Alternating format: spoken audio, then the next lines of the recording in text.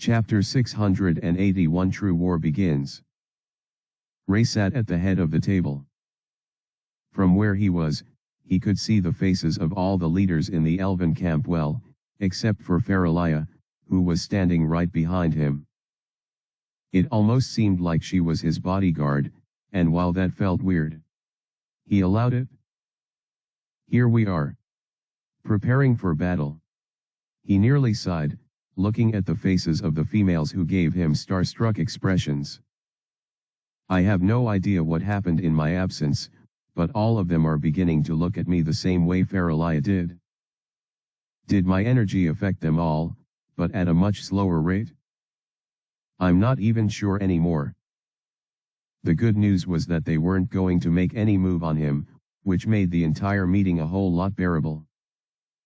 Kara is busy with the refinery project and sorting out all the other important details within the community. The land of the elves was a gold mine of resources. And Kara's job was to help map it out and discover other hotspots that would provide potential revenue and immense profits for the Reaper group and humanity as a whole. As long as it doesn't directly harm the elves, then there's no problem, right? It's not like the Oracle forbade me from that. He thought to himself with a bit of a smug smile. I believe you all know how the significance of this meeting.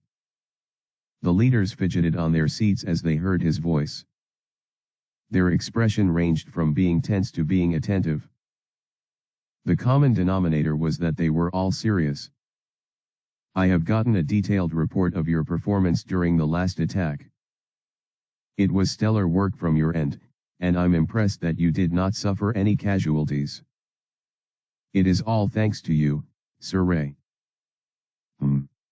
Ray smiled and shrugged off the praise.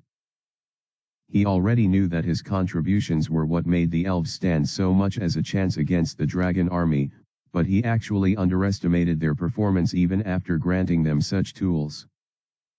If you give a child a sword, that makes the child more dangerous, but it doesn't make that child too dangerous. Possessing a tool, and having the skill to use said tool were two very distinct things. But, it seems like they're practically the same for the elves. Somehow, having those weapons I gave them made them quick experts, especially the projectiles. The elementals at their command did a very stellar job, sure, but the elves were also impressive. They didn't even allow any of the dragons to come close to the camp at all. They were truly merciless. I guess this is how the elves were also able to gain the upper hand last time after buying lots of enchanted items from us. Ray couldn't help but feel like this was yet another example of the world's bias. I mean, the Oracle is a literal god. She's also an elf. If she can intervene with the system, it only makes sense that they are a chosen race. In that case, I should just ignore all of their benefits and focus on my task. It's time for true war. Ray spoke up, interlocking his fingers as he leaned forward. He could see worry clouding the faces of his audience. Still, he had to go on. Now that we pushed back very heavily against the dragons, they'll definitely feel the impact and try harder next time. The elves must have been designated as a non-threat due to their previous state. So the dragon army probably wasn't trying their best in the last wave. All of that would change very soon. Now that I know Adrian is involved, it only makes things even more complicated. Now that he's been pushed back, chances are he'll push harder. For a long period, after knowing of Adrian's involvement, Ray considered whether or not to reveal himself as the benefactor of the elves.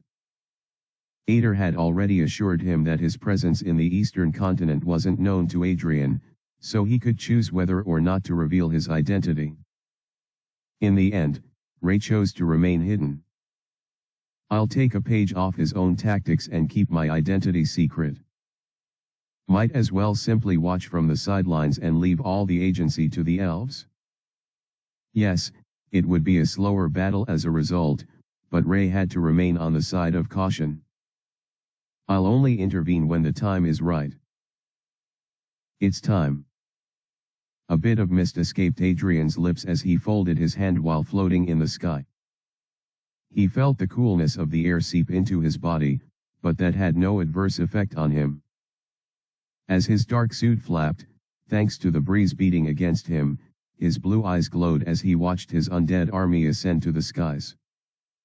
All of them, in their thousands, flapped their rotting wings, all shrouded in blackish purple energy, as they roared with a disgustingly deafening cry. Their bodies were a mix of skin and bones, with layers of forbidden energy warbling all over. They were abominations given form the work of necromancy. Other than the dragons who took to the skies, the foot soldiers consisted of multiple monsters, most of whom ranged from B tier to C tier. There were also a sufficient amount of A tier monsters there as well. With their overwhelming numbers, and the perverse energy that they spilled onto the land as they began their march, they seemed to be an unstoppable army.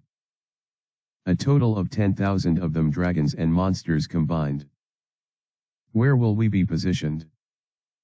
Due to the density of miasma, it will be incredibly difficult for us to be near the army, so how shall we lead the army? As Adrian heard this, he removed his gaze from the advancing army and turned behind him. There, he saw the 12 dragon commanders that were all lined up in a straight line before him. He could see all their faces, and he could read all their thoughts. Through it all, he merely made a light smile. We won't be participating in the battle. We are only going to watch from afar. His voice calmly elaborated on what he meant as soon as he began to speak. In no time at all, he caught them all up to speed. My army is very advantageous, since undead soldiers do not require rest or sustenance. They also deal passive damage to the enemy in terms of miasma poisoning. But they aren't without a disadvantage too. The major disadvantage was that their miasma was also detrimental to the dragons. As a result, I can't employ the aid of the dragon army if I am to use my undead one.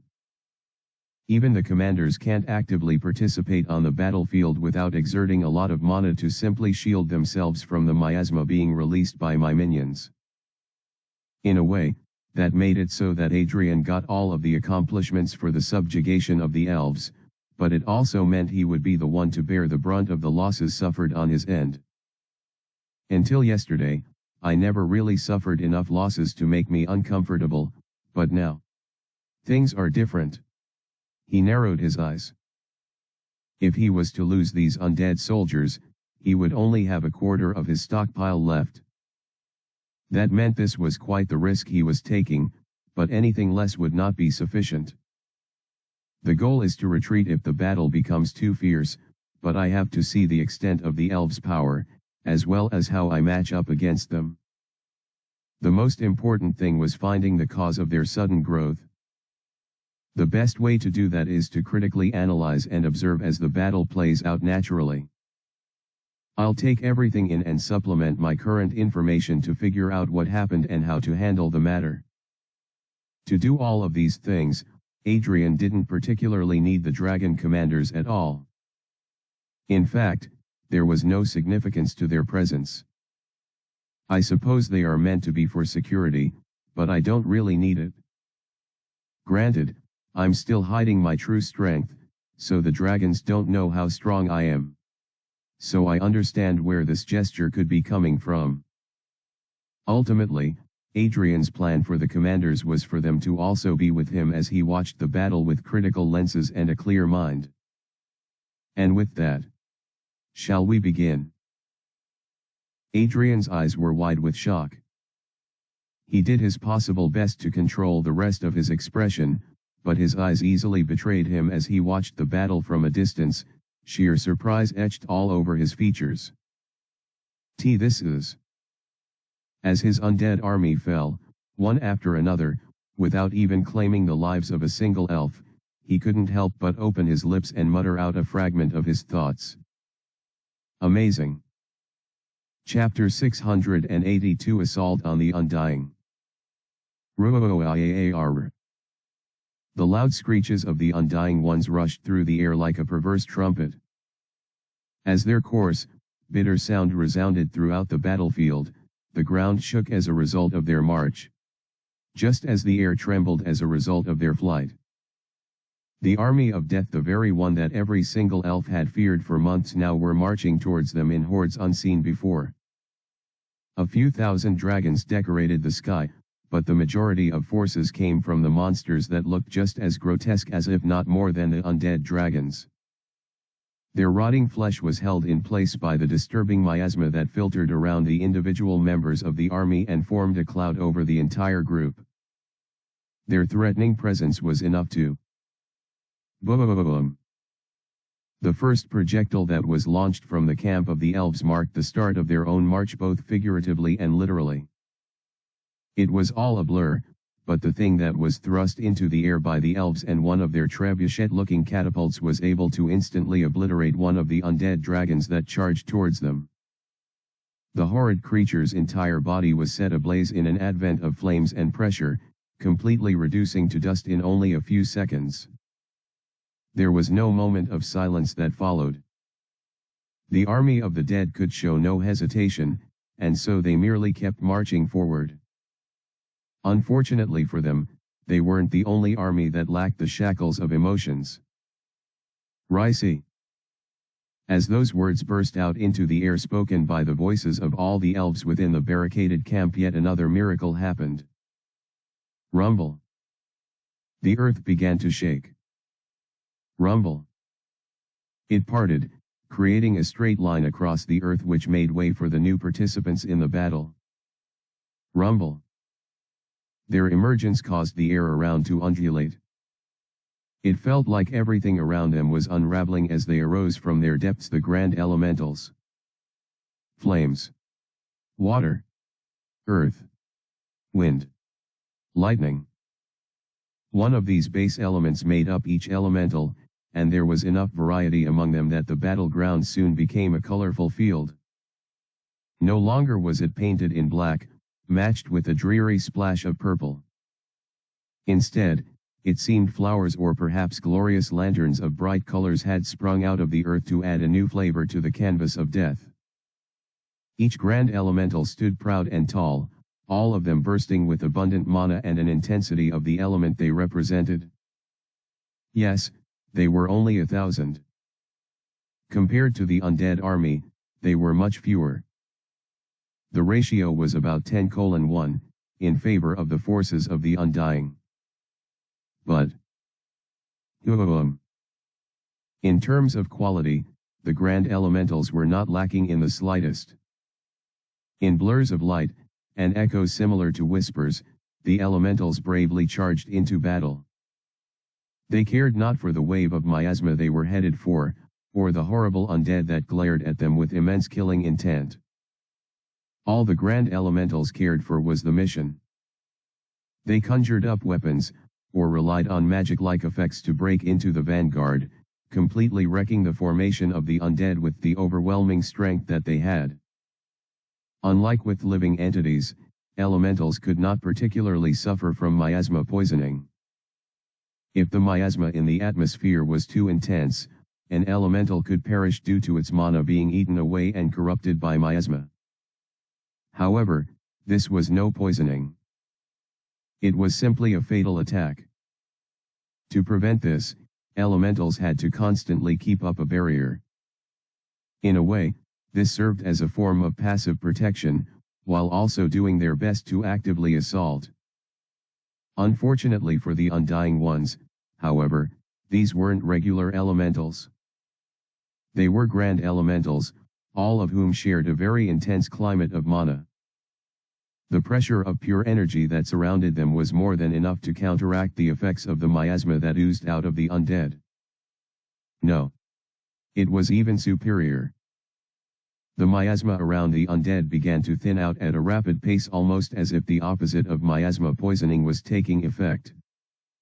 Just as this was happening, the slaughter of the undead was being carried out by the elementals.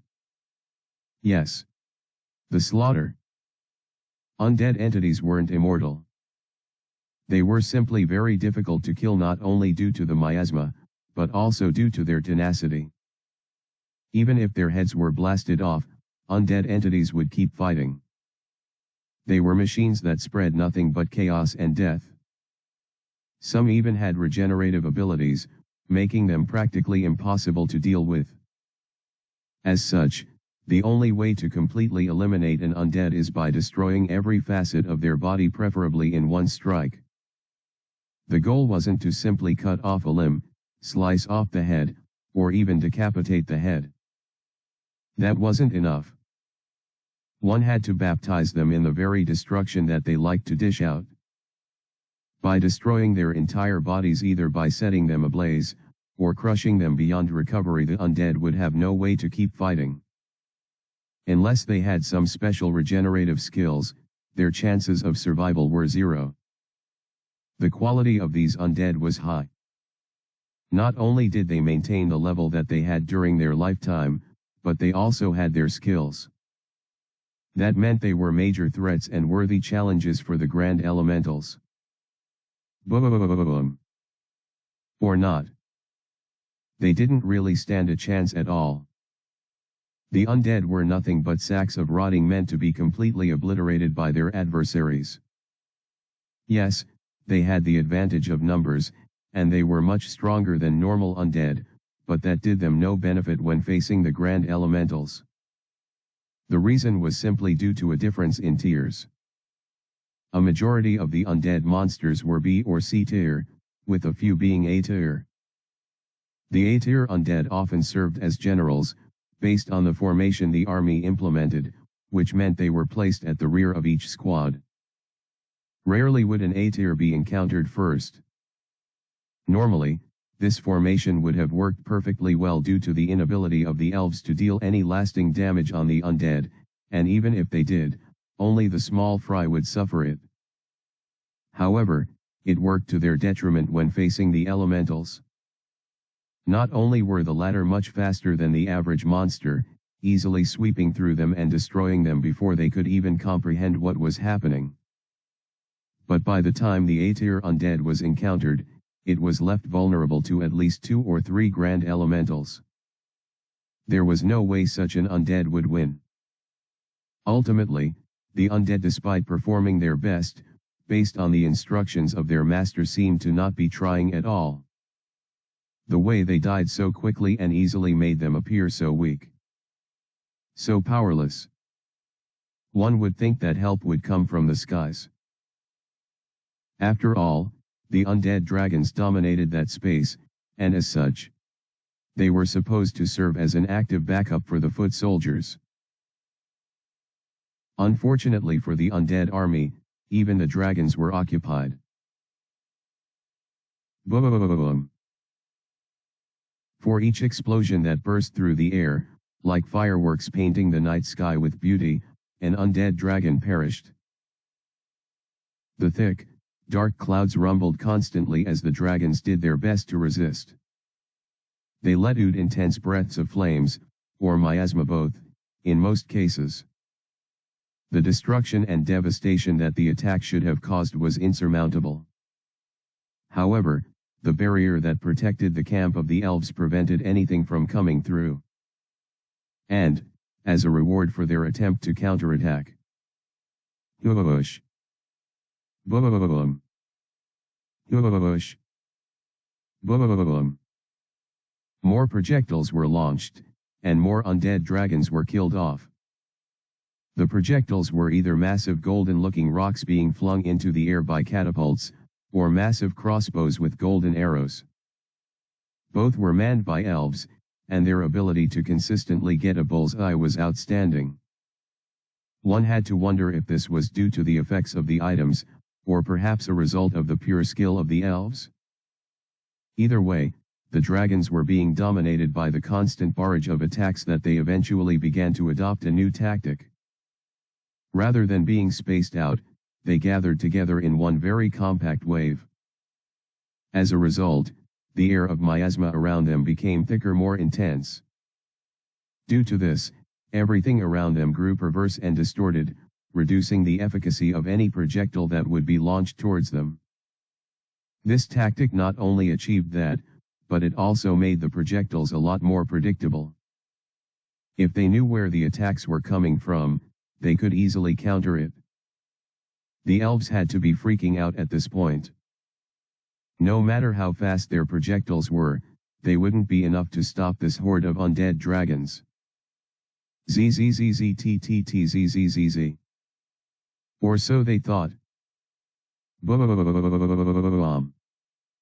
Like a massive spear that descended from the heavens itself, a massive strike of lightning, mixed with the flavors of all the other elements, came crashing into the group of dragons.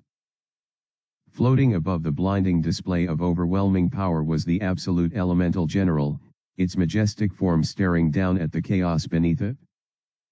In one powerful strike, it completely ruined the formation of the undead dragons. Chapter 683 Fall of the Undead. Once that explosion of power happened, it was all over for the enemy. The undead dragons were sent crashing down due to the immense pressure that came from above. This was no mere attack. It was a charged assault that had been building up for a very long period, performed by none other than an S-tier elemental. Due to being an elemental of such high caliber, it could diffuse into the air and completely blend in with the elements. It did this to avoid detection, staying high above the roof of the sky as the battle began. It was only when the climax was nearing that the absolute general finally awoke.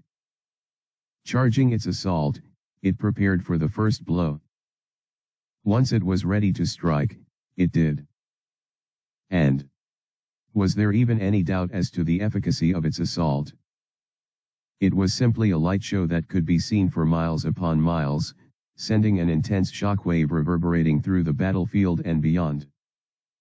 The undead dragons struck by this attack were not all killed. That was never even the intention. Their hard shell of miasma, and the skills that some of them possessed, made it guaranteed that some would survive. In fact, most of them did. However, it came at a rather horrid cost. Not only was their formation completely ruined by the attack, but the intensity was enough to send every single one crashing down to the ground. Like meteorites, they all descended to the ground, sending massive noises up into the air as their large bodies made craters on the earth. Undead didn't feel emotions, and wouldn't be too bothered about crashing. As long as they were still alive, they wouldn't stay on the ground for too long. The army of elementals already knew this, though. Each dragon crater was already surrounded by the grand elementals before anyone realized it. And the absolute elemental was waiting in the sky for any of the undead dragons that managed to shake off any of the grands. Not only that, but projectiles were still being fired into the battlefield, usually killing the undead monsters so they wouldn't be laying around. All in all, the undead were trapped, absolutely cornered, and all obviously fated to suffer an inevitable fate. Their demise was nigh. Amazing. This is simply amazing. Adrian's eyes widened in shock as his lips stretched wide so he formed a rather sinister-looking grin. He stared at the entire battlefield like a madman, observing everything that occurred within it in great detail. He ignored the piercing gazes of his dragon colleagues and continued to watch the outcome of the battle with unbridled curiosity and amazement. There are more healthy elves than expected, and their weapons. Their expertise.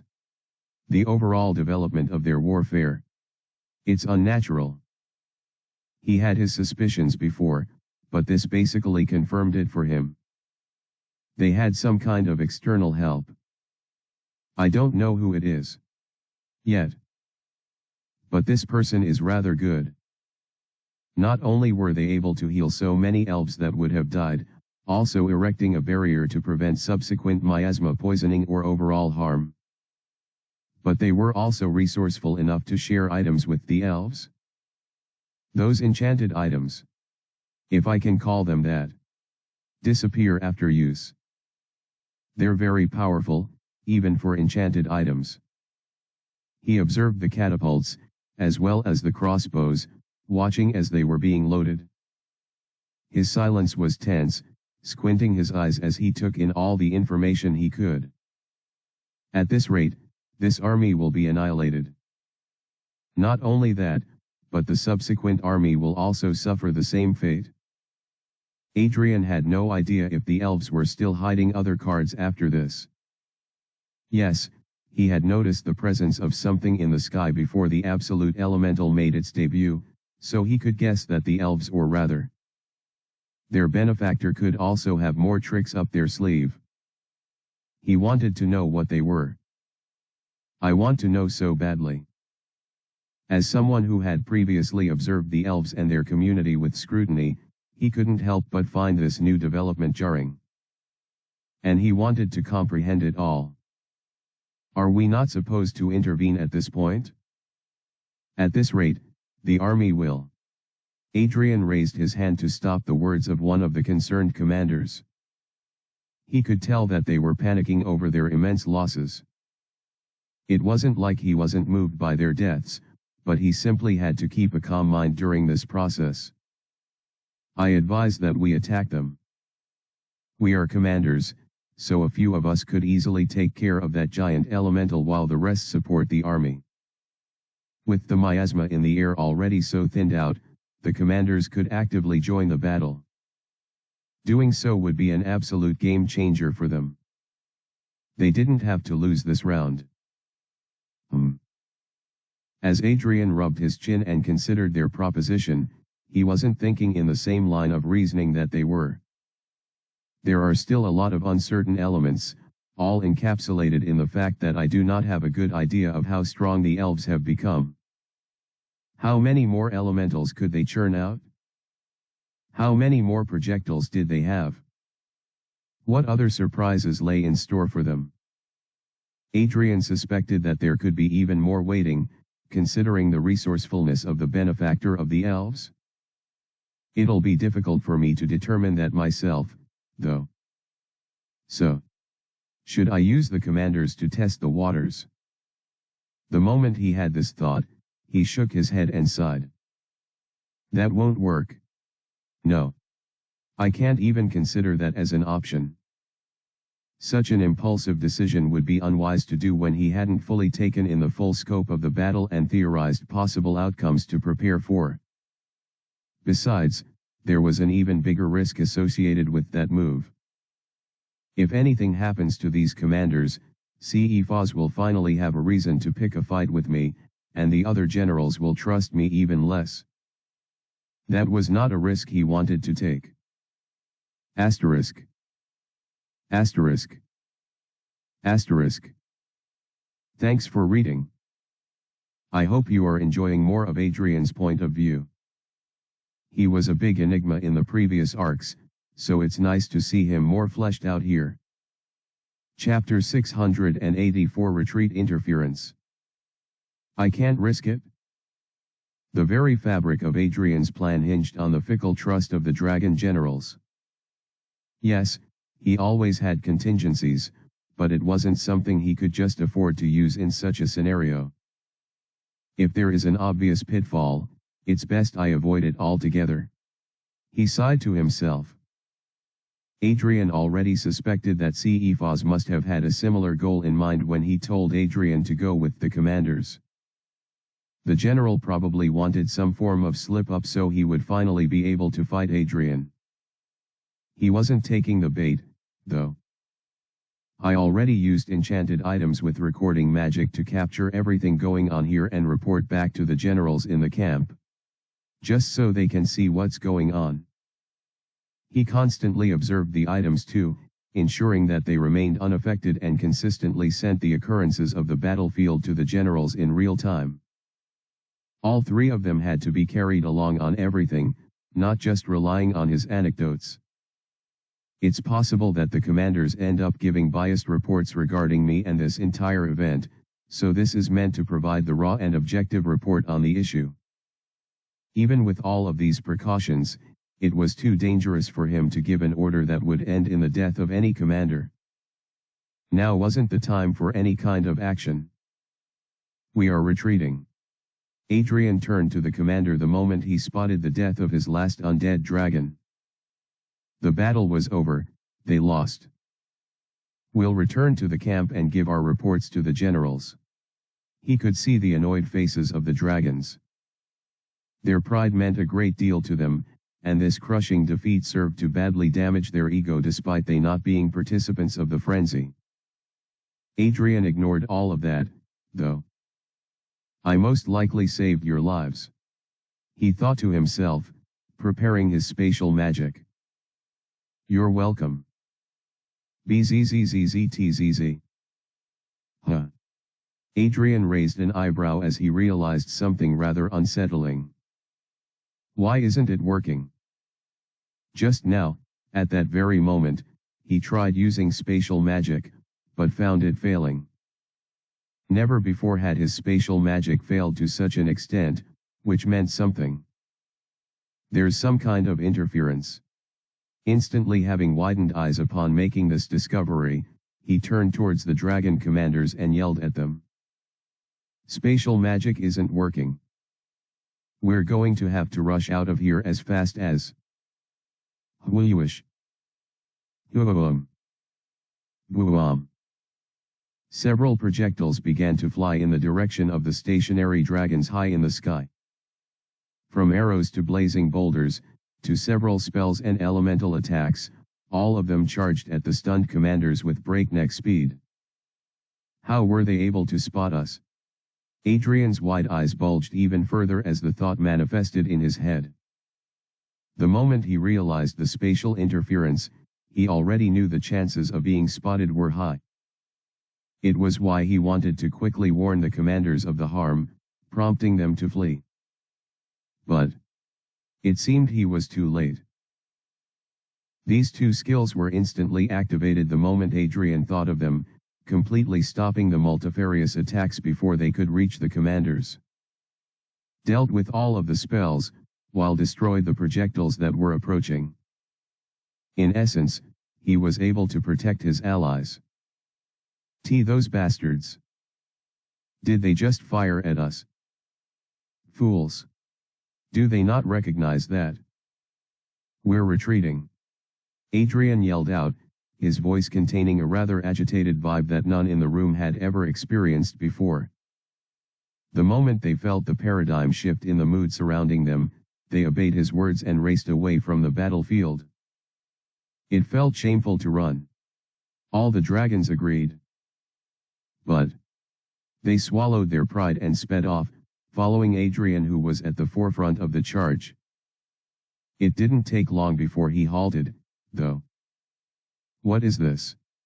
He muttered, staring around him in confusion as he stared at his hands, and also around him once again. Why did you stop? What's going on now? Are we not retreating? Talk to us. You're leaving us in the dar. Squelch. Before the last commander could complete his words, a golden blade pierced him in the chest. The glowing weapon came out of nowhere, and it instantly ripped his heart apart, tearing through muscles and bones within a fraction of a moment. Gurg. The dragon commander's pained face contained confusion, displaying absolute shock in his eyes. Blood spurted out of his eyes, lips, nostrils, and ears, as he just floated there. Absolutely stunned and dying as a result of the attack. Analcy. Boom. He exploded as soon as his name was called, turning into nothing but chunks of mincemeat and sprayed blood. Even his entrails were blasted off as chunks, some splattering all over the other commanders, while others descending into the still battlefield. All the grand elementals stood there, their faces raised to look at the commanders. The elemental general also remained in its position, not budging one bit. None of them seemed to be responsible for the assault. They merely watched. This is. As Adrian tried to process the information he was being dealt with, one of the commanders held him by the collar and drew him close. She had a spiteful look on her face, while the others looked around them with wary expressions, all of them ready not to be caught by surprise like their fallen comrade. "Why did you stop?" "It's because you stopped the retreat that he's dead." Adrian could see that the commander was upset. She was the one always assigned to him, with the pink hair, tail, and horns. He decided to overlook her actions and explain. "Why don't you try? Try to escape." Adrian stretched his hand towards the direction that they were flying in, but after a brief attempt to do so, his arms went nowhere. The pink-haired dragon commander let go of his collar and also attempted to move in that direction, but despite seemingly making progress with flying, she didn't seem to be leaving her current position. Almost as if the distance to cover was endless. "We can't escape," Adrian concluded, looking out to see the next wave of projectiles approaching them. "We're stuck." Asterisk. Asterisk. Asterisk. Thanks for reading. What do you think will happen next, folks? Want to make a guess? Chapter 685 Dragon Pride.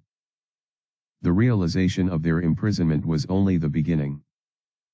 As soon as the pink-haired commander felt the inescapable net that kept stretching forever, and she heard Adrian tell her the blunt truth, she felt something in her heart jump.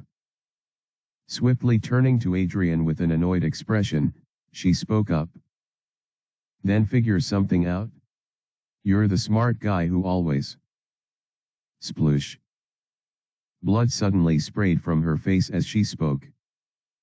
The red liquid gushed out as a golden blade impaled her from behind, slicing her head in half. Huh. She didn't even realize her own demise until it was too late. Her colleagues looked at her with shocked expressions on their faces. They had all huddled together in an attempt to protect themselves from the incoming attacks being launched towards them. They were also confident that they could sense any hidden attacks as long as they knew it was coming. But none of them had predicted this. They didn't even sense it until it was too late. "Chari!" One of the commanders screamed, but his words were drowned by the sound of her flesh exploding into tiny particles of meat and blood. Once again, the area around them was tainted by fresh gore, all of it etched into the minds of the devastated dragons. All of them, without exception, were dumbstruck. From 12 commanders, they were left with only 10, and even that number didn't seem certain. No one knew when it would be their turn, so they panicked and looked around them with obvious paranoia. Until... "This is bullshit. We can't keep running and hiding like this." Kremlin, one of the strongest-looking commanders based on just physique alone, yelled out. He had a deep glare on his face, one that he directed at Adrian, before turning towards the battlefield they were trying to flee from. "We are dragons. We don't run so shamefully. Especially against feeble entities such as elves. I don't know about you, but I still have my dragon pride left. And I won't allow it to be sullied." The dragons around Kremlin instantly digested his words, and their eyes began to brighten up in support. Before any momentum could be gained, though, Adrian spoke up. "Don't be foolish. The best course of action is to establish a functional defensive formation or construct and wait for the spatial interference to wear out, or for the generals to come to our aid." Since they were all watching the live recording of the event, there was no way they weren't seeing their predicament. In that case, it was only a matter of time before help arrived. Unfortunately for Adrian, though, the dragons had long passed the realm of reason. Their instincts were slowly taking over. The hunger for chaos, the thirst for destruction. All added to the massive pride of the dragons, one that now spurred them at the moment. No longer were they going to deny their passions and take Adrian's conservative approach. It was time for them to act like true dragons. "Let's burn them to the ground. Yeah. They'll pay for what they did to our comrades." This is what Chari and NLC would have wanted. Let's do this. All 10 dragon commanders, contrary to Adrian's wishes, decided to face the elven army, no holding back. That was, in itself, catastrophic. Commanders were pretty strong dragons, and these were ones who belonged to the second strongest squad in the entire empire. Of course, they would be incredibly skilled and potent. Victory was assured. All of them took on their true dragon form, revealing their monstrous forms that were hidden under the beauty of flesh. In no time at all, they were charging towards the first target, the elemental general. Once they handled it, they would rain destruction and pain to the ones beneath. The only thing on their bloodthirsty mind was kill. Naturally, they closed the gap between themselves and the elemental in no time, but just as they were about to reach the entity, the dragons realized something. They weren't getting closer. They were flying at max speed, but it just seemed like the space in front of them kept stretching and stretching. It was rather odd, and confusion ate at them even further. None of them were able to touch the barrier keeping them trapped, so they didn't know this was the exact same phenomenon. Instead, they thought it was perhaps some kind of skill made simply for protection. As such, the commanders brought forth all manner of skills to break free from the barrier, as well as fire at the elemental. All of them. All at once. Attack. Shoo. The flurries of energies and power that the dragons had released with their potent mana suddenly seemed to evaporate the moment it manifested, leaving behind only vestiges that softly echoed like a slight fart. Nothing else. Nothing at all was in sight. How was that even possible? For sure, they knew their skills hadn't failed. In fact, even if it was just for a split second, the dragons had seen their powers manifested. But, all of a sudden, the whole thing could be seen no more. Why? Before they could answer that question, though, yet another phenomenon occurred. What's this? What's happening? Why does this place feel tighter? I'm being pushed back. Escape. Try again. We have to try our best. Kremlin roared, pouring in all his energy into his breath and opening his mouth so he could blast everything in one powerful roar or breath. But it's not coming out? How? Why isn't this working? Why? I don't understand. As if that wasn't bad enough, the entire space around the dragons began to slowly contract. The shrinking effect became faster and faster, causing the once prideful dragons to dread what was to come. Adrian, help! Do something here! Kremlin wanted to yell out, but no words came out. It was as though he was surrounded by a vacuum. They all were. Hell! Help! Those words never reached their destination. They were forever lost, even before being sent forth, as the dragons became crushed by an invisible prison they could not perceive. All zones around them were removed, and the walls around them closed steadily. All until the 10 of them were squished and compressed into a small box. A small box of concentrated dragon essence. Asterisk. Asterisk. Asterisk. Thanks for reading. I wonder who could be doing such horrid things to our dragon friends. It's so sad. Chapter 686, Another Serving of Shock. Amazing. Adrian's eyes were wide open as he watched his allies get turned into an abominable compression of blood and meat. The cube that contained their remains floated in the air for him to see, and he observed all of it in perfect silence. I couldn't save them, he thought to himself, his lips parting to show dumbfoundedness. The perpetrator must have known, or at least counted on, that. There was also the fact that the dragons were killed in such a way that he couldn't get sufficient material to use for his necromancy. Do they know that I'm a necromancer? Or is all of this coincidence? It seemed to be more than coincidence, especially considering the value that the commanders would have as his undead sentinels. They would have been such indispensable assets, and now they were absolutely wasted. Adrian had to consider the possibility that the perpetrator had to have known something. Speaking of the perpetrator, I can't spot them at all. It seems they're incredibly gifted in that regard. All of this was even more frustrating because Adrian always had a choice to make. Should I use my true strength or not? If his life ended up being in danger, something he found to be very difficult to achieve, he would have no choice but to use even more of his power. However, this conservative approach of his had always been his method of handling affairs. He was reluctant to change. Zzzztz. Suddenly, he felt a buzz around him, causing him to leak out a small smile. Those idiots. If only they waited for a while. The spatial interference around them had been lifted, which meant Adrian could finally teleport away from the trapped battlefield. The skill or spell's effects most likely ran out. Though, there is also the chance that the perpetrator released it. But why would they? He, just like the dragons, was an enemy of the elves.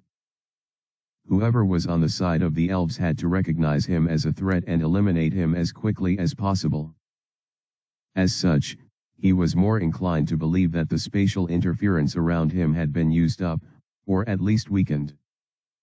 And so, without wasting any further time, Adrian departed from his position and transported himself to the dragon camp. All of this while avoiding the swarm of projectiles that neared him even until the last second. Fooyish. Space opened and collapsed according to his will, and in the blink of an eye, Adrian found himself standing right in front of the grand tent. Adrian found himself exhaling deeply. Here he was, the only survivor of an unbelievable purge that shocked even him. His army. His allies. None of them stood a chance against the might of their new enemy. There was a lot going on in his mind, but Adrian knew he had to focus now that he was about to see the upper echelon. He already knew that the generals would be inside, and based on his incredible senses, he could already spot the three of them standing still there. It's a moment of great loss for the dragons. In the grand scheme of things, this moment isn't particularly significant, but I understand how this will be quite devastating for them. I have to acclimate to. Before Adrian could conclude his thoughts, already about to step into the tent, he felt something intense directed towards him. He instantly froze in his tracks as the sensation intensified.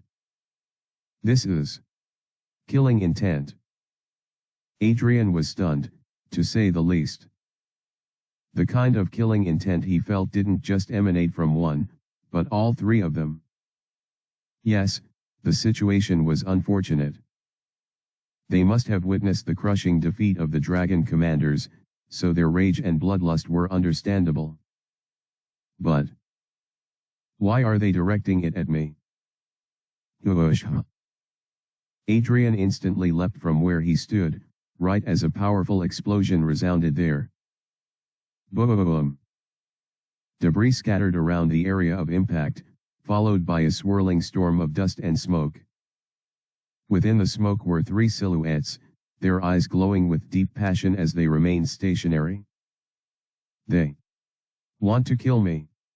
Adrian landed a few meters from the dragon generals, his expression still displaying the surprise he felt.